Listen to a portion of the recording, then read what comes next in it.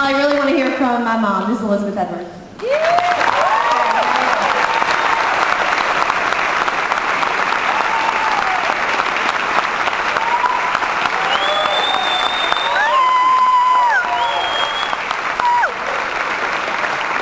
Since I'm actually pretty sure you're here to hear from John as opposed to us, to Kate or me, I'll be very brief and first also thank Peter for being here. I know there's been a lot of talk in recent days about celebrities being as part of this campaign. We hope that a few of you who might not have heard John before are brought in the door a chance to meet these spectacular people, and that you understand that the reason that they're here is that they are people who truly believe in the progressive ideal, that they believe that John is a person who carries the mantle for that ideal, and that they're willing to spend their time and energy to help get you in the door so that you get to hear what he has to say, because that's the difference that's going to be required for this country to change.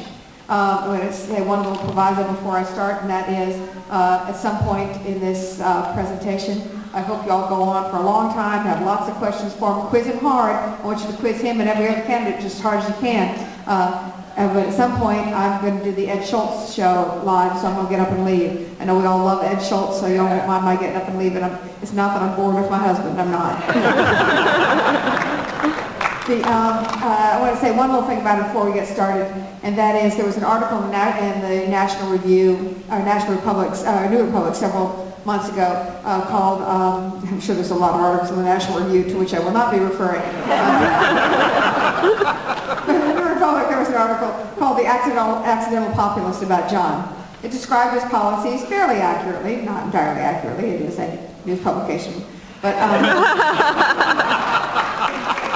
fairly accurately described his policies and described him as populist, which I think is probably reasonably accurate, and something that Paul Krugman yesterday agreed that his policies were populist and that he had the right attitude about how you get them accomplished, which is to fight for them. But the thing that the New Republic said was that John was the accidental populist. And nothing could be further from the truth. If you knew the arc of John's life, you would realize that none of the policies that he talks about are accidental. They're not something he read about in the New York Times or the New Republic and decided to embrace, not something some consultant whispered in his ear or even his wife whispered in his ear. These are the things that he believes at his core because of the way he was raised.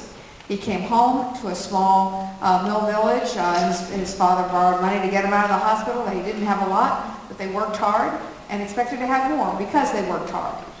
His father worked in a mill at the time. He graduated from high school, gone to work for exactly the same mill, worked for that mill for 36 years, moved whenever they told him to, with the hopes of moving up in the mill.